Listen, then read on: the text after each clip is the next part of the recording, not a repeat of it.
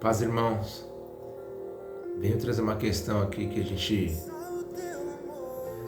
fala que é, às vezes não é, enfim. Fala que vai em tal igreja, não vai. A gente não está falando de igreja, de ministério, a gente está falando de atitude de ovelha, né? Como assim atitude de ovelha? Quando eu sirvo a algum ministério, quando eu digo que sirvo a Jesus, eu sou ovelha de Jesus. Só que para ser uma ovelha de Jesus, nós precisamos aí ter alguns princípios. E a pergunta é: você segue alguns princípios que são fundamentais aí para nós estarmos conectados na videira que é Jesus? Ou para que nós possamos andar no rebanho de Jesus e assim falarmos com nossas atitudes que somos realmente ovelhas de Jesus? No texto em João 10, do 27 ao 30, diz assim, as minhas ovelhas escutam a minha voz, e eu as conheço, e elas me seguem. Eu lhes dou a vida eterna, e por isso elas nunca morrerão, e ninguém poderá arrancá-las da minha mão. O poder que o Pai me deu é maior que tudo, e ninguém pode arrancá-las das mãos dele. Eu e o Pai somos um. E aí eu denominei essa palavra com 4 características de uma ovelha legítima. Um bom pastor, ele chama as pessoas sobre o seu cuidado de ovelhas. Ser uma de suas ovelhas não é um direito que você faz por merecer, e nem uma recompensa que você conquista. É um presente que você aceita. Jesus estende a sua oferta. Seja uma ovelha de Jesus e siga-me. É o que ele fala. E a pergunta é: você tem assumido o seu posto de ovelha? Você tem escutado a voz do Senhor? Ou qual é a voz que você tem escutado interiormente? A voz muitas vezes que você escuta interiormente fora da realidade, né? Se Deus prometeu que vai te abençoar, se Deus prometeu que a sua luta, a sua guerra está nas mãos dele, e você ainda está tentando fazer com a força dos seus braços com que as coisas mudem ou alterem, você não está confiando no Deus que você serve. E aí que está a grande questão. Se nós nos entregamos 100% para Jesus, nós temos que confiar. Eu entendo que é difícil, que as lutas todos os dias se levantam para que a gente olhe para as circunstâncias, né? E não para o Deus vivo que nós servimos. Mas aí nós precisamos calar a nossa voz interna, a voz que muitas vezes declara e fala, né? Que não vai dar certo, que é difícil, as portas se fecharam, o governo não ajuda, a economia está cada vez mais dificultosa. Só que o que Deus te prometeu, né? Que o pão não faltará no justo, né? O justo não mendigará o pão. E temos que crer, temos que confiar, por pior que sejam as circunstâncias. Continuando aqui a linha de raciocínio, ele diz assim, algumas pessoas pensam que pertencem a Jesus, mas não o seguem verdadeiramente. Em outras palavras, não são ovelhas. E podemos identificar, nessa passagem que eu acabei de ler, algumas características da ovelha legítima de Jesus. Em primeiro lugar, eu quero dizer assim, as ovelhas são sensíveis. Por que são sensíveis? A palavra diz, minhas ovelhas ouvem a minha voz. Está lá em João 10, 27.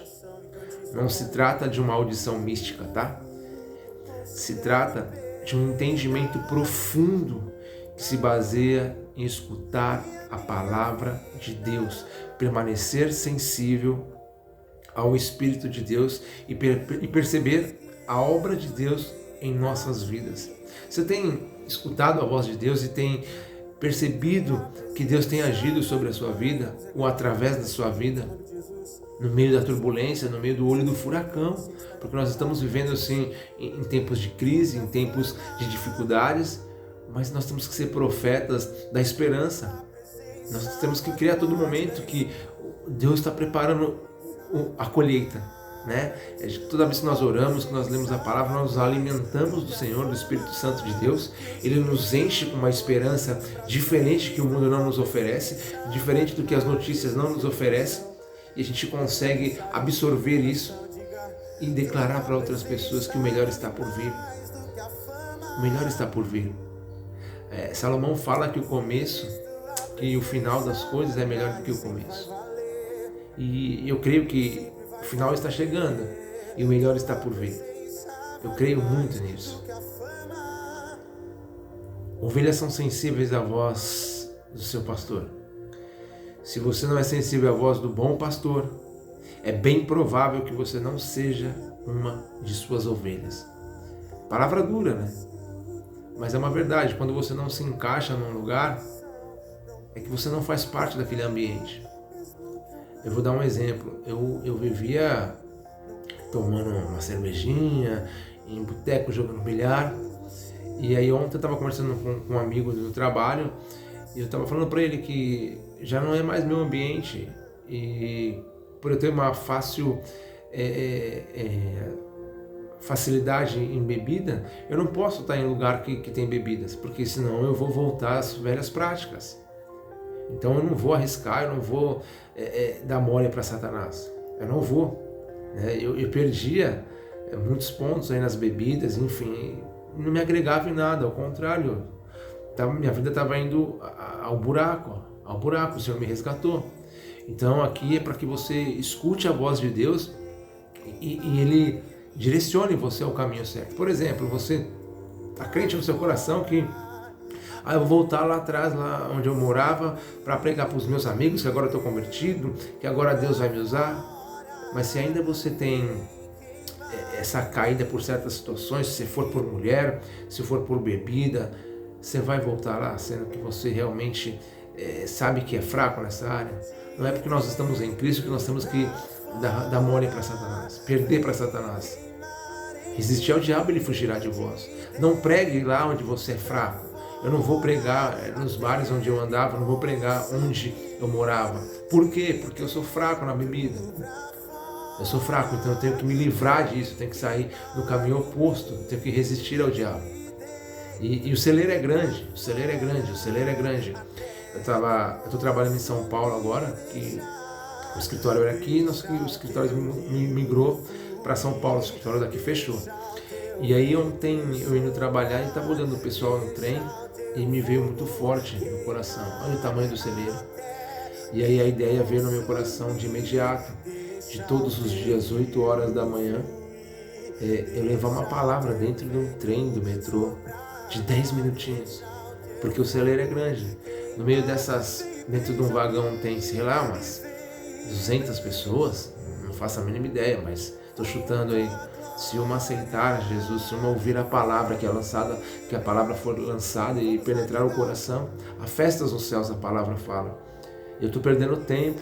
E você, será que você está perdendo tempo? Creio que Deus falou comigo. Eu estava sensível para ouvir a voz do Senhor. E você está sensível para ouvir a voz do Senhor? Está sensível para ouvir a voz do Senhor? Segundo tópico, as ovelhas são obedientes ao seu pastor. João 10, 27 diz, na parte B do versículo, elas me seguem. Você tem seguido os mandamentos do Senhor? Você tem seguido o direcionamento que o seu pastor da sua igreja te dá, que o seu líder tem te direcionado? Você tem seguido o que Jesus deixou como práticas para você? As ovelhas ouvem a voz do seu pastor e em seguida o seguem, obedecem. Se você não estiver interessado em ouvir a voz de Deus para que possa seguir o caminho da obediência, é bem provável que jamais tenha sido um membro do rebanho de Cristo. É forte. Se eu não seguir os princípios, se eu não andar nos caminhos, se eu não viver o verdadeiro evangelho, se eu não viver aquilo que a palavra prega para eu seguir ali, Deuteronômio 28 fala, se ouvires atentamente a voz do Senhor teu Deus, que hoje eu te ordeno. Ou seja, é um princípio de ovelha. Olha, escuta o que eu estou te falando. Faça isso. Muitas vezes a gente está dando um murro em ponta de faca, porque Deus está falando não. E o não é para sempre. O não, ele quer dizer que não é agora o momento. Não é agora o momento. Eu lembro que, em certa ocasião, eu fui até o meu pastor, pedi para que ele pudesse me abençoar para eu poder fazer um curso, que para mim era um curso muito importante. Ele falou não. E eu, uma ovelha mimada, eu fiquei nervoso, não aceitei, mas não fiz o curso. Depois A situação veio acontecendo, a situação piorou, uma situação da minha vida ali com a minha filha, depois em outro momento eu conto. E eu fui falar com o pastor, aconteceu isso com a minha filha e tudo mais. Ele falou, agora você pode fazer o curso. Então, ou seja, eu já tinha direcionado para ele que não, naquele momento não era para eu fazer.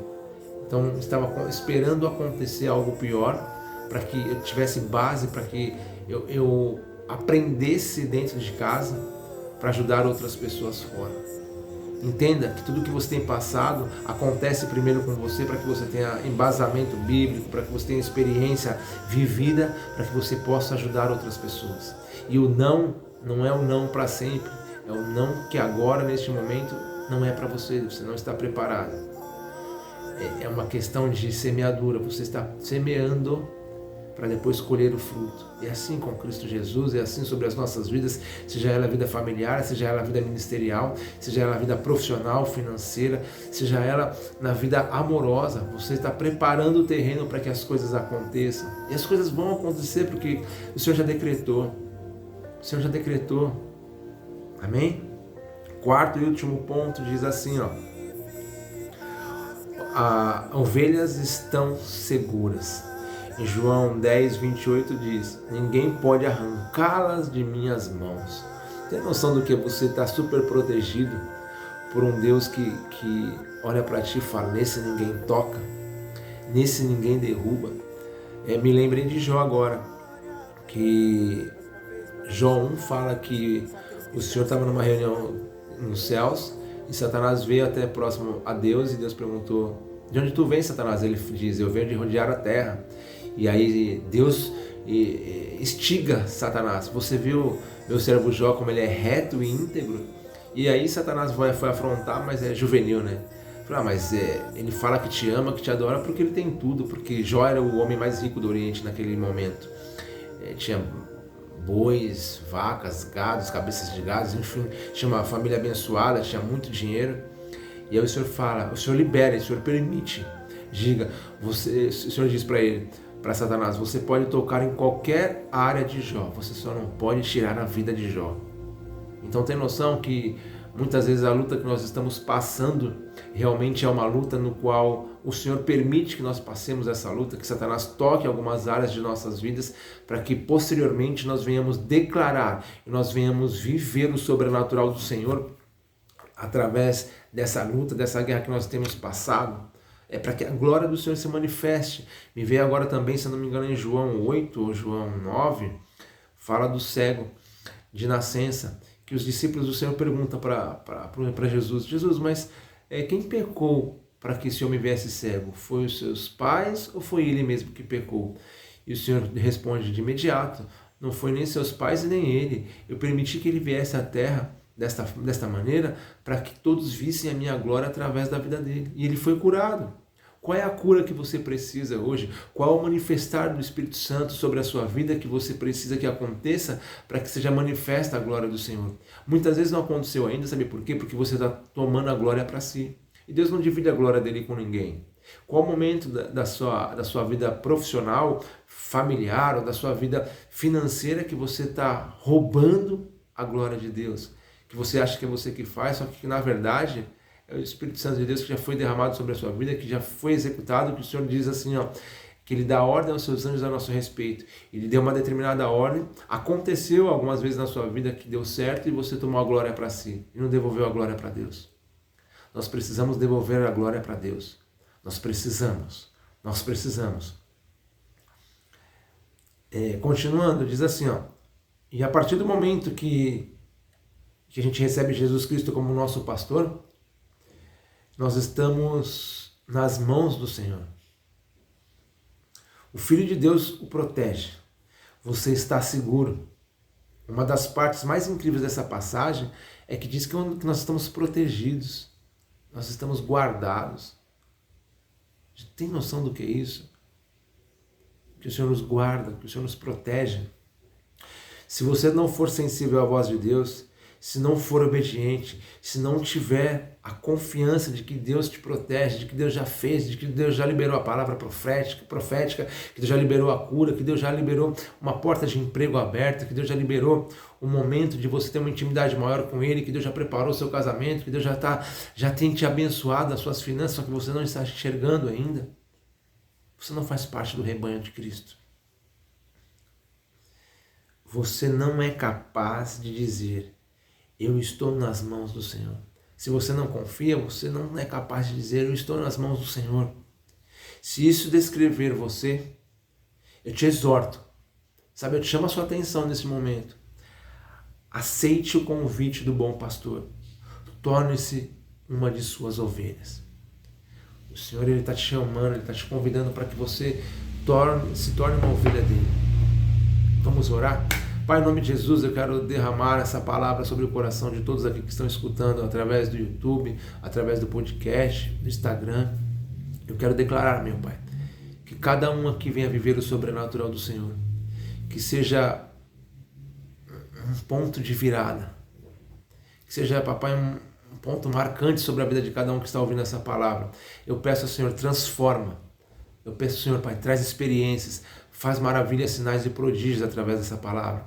Espírito Santo de Deus, assim como o Senhor tocou em mim, para que eu me tornasse uma ovelha, papai, do Senhor, para que eu pudesse ouvir a sua voz, eu quero declarar que toda ser espiritual sobre esses ouvidos comece a ser derretido agora, e essas pessoas possam escutar essa palavra, e através desta palavra ser transformados, ser libertos, papai, e serem, papai, em nome de Jesus, entendedor de que fazem parte do rebanho de Cristo Jesus. Em nome de Jesus, Pai, eu quero orar por cura, eu quero orar, meu Pai, por uma visitação sobrenatural sobre essas pessoas. Que o Senhor, meu Pai, venha ser, em nome de Jesus, glorificado através dessas curas, através dessa libertação, através dessa reconstituição. Pai, em nome de Jesus, tem pessoas que estão com a família destruída, que não vê saída pela família porque o esposo bebe, porque o esposo é agressivo. Transforma, papai, a vida desse marido, desse esposo, assim como o Senhor transformou a minha vida, sem ninguém me exortar, sem ninguém dizendo que eu ia para o inferno porque eu bebia. O Senhor, da noite para o dia, de um final de semana para o outro, eu parei de beber, Pai. Que este testemunho possa ser enraizado aos corações dessas pessoas que estão ouvindo essa palavra. Eu quero declarar e decretar, meu Pai, que através dessa palavra, meu Pai, essas pessoas venham ter uma transformação dentro de suas casas, que eles possam entender que eles são partes deste rebanho. Em Salmo 39 fala que antes de nós sermos formados no ventre de nossa mãe, os seus olhos se encontrou com os nossos olhos. Que essas pessoas possam olhar para os seus olhos e ser libertos, olhar para os seus olhos e se sentirem partes do rebanho de Cristo de Deus. Que nós possamos fazer parte, papai, em nome de Jesus, dessa família em Cristo Jesus. E em nome de Jesus, Pai, que nós possamos ouvir testemunhos, que nós possamos ver famílias restauradas, famílias restituídas, que nós possamos ver, papai, o mover do Senhor dentro das nossas casas, em nome de Jesus Cristo, que nós sejamos um agente de transformação dentro de nossas casas. Assim como nós temos a oportunidade, assim como eu tenho a oportunidade de ser um agente de transformação, quem está escutando esse áudio ou assistindo esse vídeo, possa ser tocado aí também, em nome de Jesus Cristo. Aquele que não enxerga a provisão do Senhor, que não enxerga que o Senhor já fez algo diferente, que o Senhor já mudou as circunstâncias, comece a enxergar agora, que todas as escamas espirituais comecem a cair dos seus olhos e o Senhor comece a te dar a visão do futuro, porque nós somos profetas da esperança. Creia. Davi, em Salmo 121, disse: eleva os meus olhos para os montes, de onde virá o meu socorro? Mas na sequência, ele já diz: o meu socorro vem do Senhor que fez os céus e a terra. Quem fez os céus e a terra não seria capaz de trazer a cura, não seria capaz de trazer a restauração, não seria capaz de abrir uma porta de emprego, não seria capaz de trazer uma provisão financeira que hoje você está precisando, que hoje você está abrindo a sua geladeira, só tem água dentro da sua geladeira. Eu creio e profetizo que ainda hoje você vai receber uma cesta básica, uma palavra de amor, uma palavra que vai trazer uma transformação sobre a sua vida. Eu declaro em nome de Jesus Cristo. Amém.